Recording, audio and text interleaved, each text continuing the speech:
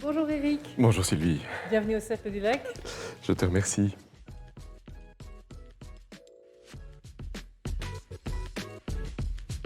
Alors Profex, c'est un bureau d'études actif en environnement, en urbanisme, en énergie et dans tout ce qui concerne la pollution des sols. Notre volonté est vraiment de décharger le porteur de projet de ses soucis afin de pouvoir lui amener son développement quasiment clé en main. Et avec nos collègues des autres sociétés du groupe, on peut apporter d'autres solutions concernant entre autres la gestion forestière, les projets en zone agricole, les projets concernant des bâtiments classés, tout ce qui concerne le recyclage des matériaux et le fait de pouvoir les réutiliser dans des nouveaux projets.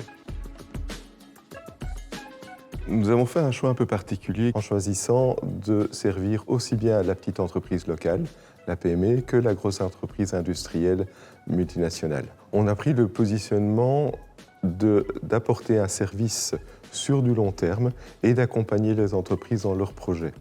Et donc on a dans notre clientèle aussi bien des centres de compostage que des multinationales pharmaceutiques. On a eu beaucoup de chance, puisque nous étions déjà préparés depuis très longtemps au nomadisme, ce qui fait que du jour au lendemain, on a pu mettre notre personnel en télétravail sans vraiment de perte d'efficacité.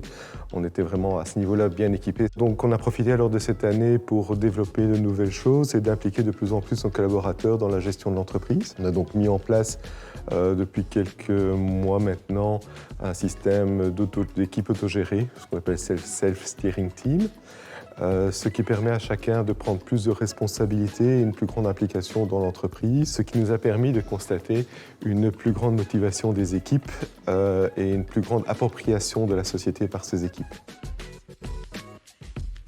Notre volonté de rejoindre le Cercle du Lac est basée sur le fait de s'intégrer dans une communauté économique régionale. On a la possibilité d'avoir des échanges assez constructifs, mais aussi des formations constructives, et c'est ce que nous recherchions dans l'état actuel des choses.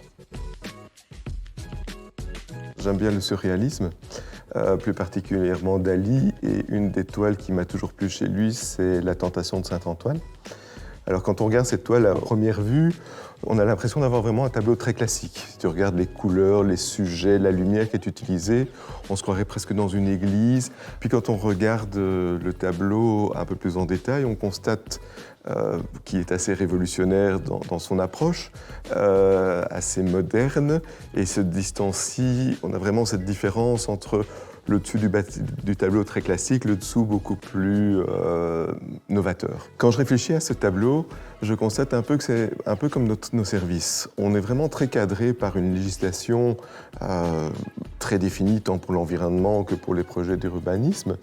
Et notre apport est vraiment de venir avec des solutions innovantes et créatrices afin d'avoir le résultat qui convient à notre client.